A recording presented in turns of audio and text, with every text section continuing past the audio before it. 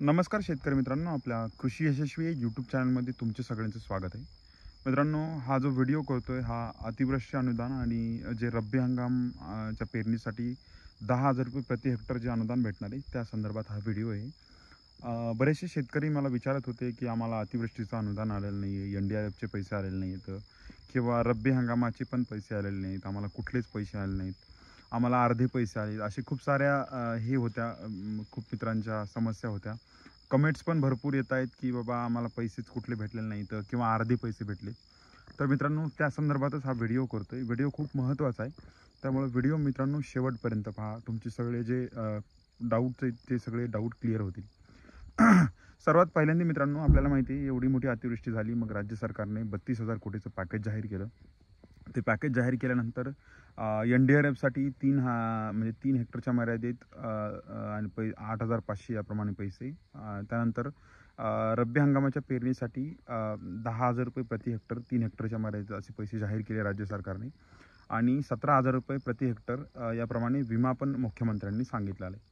तर मित्रांनो, शेतकऱ्यांना पैसे बऱ्याच ठिकाणी म्हणजे जवळजवळ 70-80% शेतकऱ्यांना ऑलरेडी हे पैसे पडलेले आहेत. सगळ्यांना जवळजवळ 70-80% लोकांना हे पैसे पडलेले आहेत. काही शेतकऱ्यांचे म्हणजे 30-40% शेतकऱ्यांचे पैसे अजूनही अडकलेले आहेत. मित्रांनो, यामध्ये सगळ्यात महत्त्वाचा पॉईंट जर काय असेल, म्हणजे मला माहीत नाही तुम्ही काय म्हणताल, तुमच्या कमेंट्स ह्या व्हिडिओखाली नक्की कळवा. पण आपण स्वतः कुठेतरी कमी पडतो मित्रांनो यासाठी. तुम्हाला माहिती आहे, आपलं जेव्हा नुकसान होतं तेव्हा तलाठी किंवा मंडळ अधिकारी हे आपल्या गावात येतात आणि 5% क्षेत्र जे असतं म्हणजे गावातलं 5% क्षेत्र किंवा 2 शेत धरा तुम्ही, तर 2 शेतातले हे मंडळ अधिकारी सर्वे करतात आणि त्याप्रमाणे आपलं गाव किंवा आपल्या मंडळाला त्याप्रमाणे बाधित दाखवतात ते. म्हणजे मग कुठे 60%, कुठे 70% असे नुकसान असू शकतं. तर मित्रांनो, मग मंडळाधिकारी येतात, तर कुठेतरी आपलं जे म्हणजे क्षेत्र आहे किंवा आपलं जे नाव आहे त्या यादीत आहे का नाही हे सर्वात पहिल्यांदा महत्त्वाचं मित्रांनो जाणून घेणं. कारण की त्या अतिवृष्टीच्या यादीत जर आपलं नावच नसेल तर आपण फक्त व्हिडिओ बघत राहणार, आपण फक्त म्हणजे मॅसेजची किंवा आपल्याला पैसे येतील या आशेवर थांबणार आणि ॲक्च्युअलमध्ये आपल्याला पैसे येणार नाहीत. सो वेळ निघून जातो मित्रांनो. सगळ्यात पहिल्यांदा तुम्ही बघा की तलाठ्याच्या यादीमध्ये तुमचं नाव आहे का. ही यादी मित्रांनो तुम्हाला कुठे भेटेल हा सगळ्यात महत्त्वाचा प्रश्न. पहिली गोष्ट, ही यादी तुम्हाला तलाठ्याकडे ही यादी 100% भेटते. जर तलाठी भेटत नसेल, तलाठी आजकाल जागेवर पण नाही येतं, एवढं अतिवृष्टी होऊन कुठे तलाठी काय माहीत नाही. जर तुम्हाला तलाठी नाही भेटला तर आपल्या ग्रामपंचायतमध्ये पण ही यादी असते मित्रांनो. ग्रामपंचायतमध्ये पण तुम्ही विचारू शकता.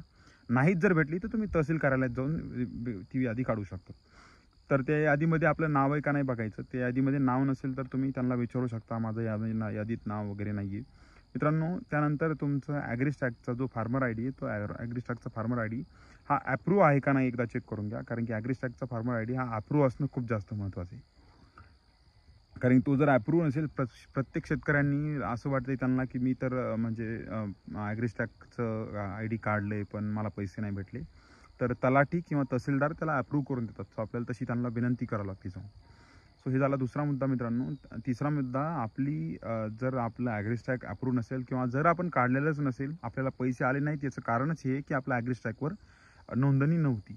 ज्या शेतकऱ्यांची ॲग्रिस्टॅगवर नोंदणी होती मित्रांनो, त्यांना कुठल्याही अडचण न येता पैसे भेटलेले आहेत. तुम्हाला पैसे यामुळेच भेटलेले नाहीत की तुमच्या ॲग्रिस्टॅगवर नोंदणी नाही आहे आणि जर असेल तर ती अप्रूव्ह नाही आहे. तर तुम्ही पहिल्यांदा तुमच्या तलाठ्याकडून तुमचा VK नंबर घ्या. तो VK नंबर तुमच्या CSC सेंटरवर जाऊन म्हणजे महाई सेवा केंद्रावर जाऊन ते VK नंबर देऊन त्याची KYC करून घ्या. KYC केल्यानंतर मित्रांनो 78 घंट्यात म्हणजे 2 ते 3 दिवसात ही तुम्हाला पैसे भेटतात. सो अतिवृष्टी संदर्भात ही महत्त्वाचं अपडेट होतं. आणखी एक गोष्ट महत्त्वाची मित्रांनो, सध्या सगळीकडे बऱ्याच ठिकाणी अतिवृष्टीचं अनुदान, रब्बी हंगामाचे पैसे वाटप सगळीकडे चालू येतं. 70-80% हे पैसे वाटणं पण झालेलं येतं. काही ठिकाणी पैसे हे थोडे म्हणजे स्लो चालू आहे. तर तुम्ही ह्या थोड्या गोष्टी चेक करा मित्रांनो, कारण की घरी बसून खरंच काही होणार नाही आहे. बऱ्याचशा ठिकाणी आमच्या इकडे पण माती वाहून गेली. स्वतः मंडळ अधिकारी याचे प्रमुख असतात. ह्या जर शेती खरडून गेली असेल तर मंडळ अधिकाऱ्यांना पण तुम्ही भेटा. तुमची जर जमीन खरडून गेलेली असेल, विहिरीचे पंचनामे असतील तर त्यांसाठी पण भेटू शकता. यामध्ये कृषी विभाग झालं, मृदा व जलसंधारण विभाग आणि अभियंता जे असतात, भूमी अभिलेखचे, हे सगळेजण हे लोक हे करतात मित्रांनो. सो अजूनही मित्रांनो वेळ गेलेला नाही आहे. उद्याचा दिवस आहे. तुम्ही उद्याच्या दिवशी त्यांना जाऊन भेटू शकता आणि त्यांना तुमचं जे नुकसान झालेलं आहे याची माहिती देऊ शकता मित्रांनो. सो 2-3 मी या गोष्टी खूप महत्त्वाच्या या व्हिडिओमध्ये सांगितलेल्या आहेत. पहिलं म्हणजे फार्मर आय-डी अप्रूव्ह आहे का नाही बघणं. दुसरं म्हणजे यादीत नाव आहे का नाही बघणं. आणि तिसरं KYC करून घेणं. ह्या 3 गोष्टी मित्रांनो खूप महत्त्वाच्या आहेत. त्यामुळेच हा व्हिडिओ केला होता. मित्रांनो, आपला व्हिडिओ तुम्हाला जर आवडला असेल तर आपल्या चॅनलला नक्की सबस्क्राईब करा. या व्हिडिओला लाईक करा आणि आपल्या मित्रमैत्रिणींसोबत हा व्हिडिओ शेअर करा. धन्यवाद.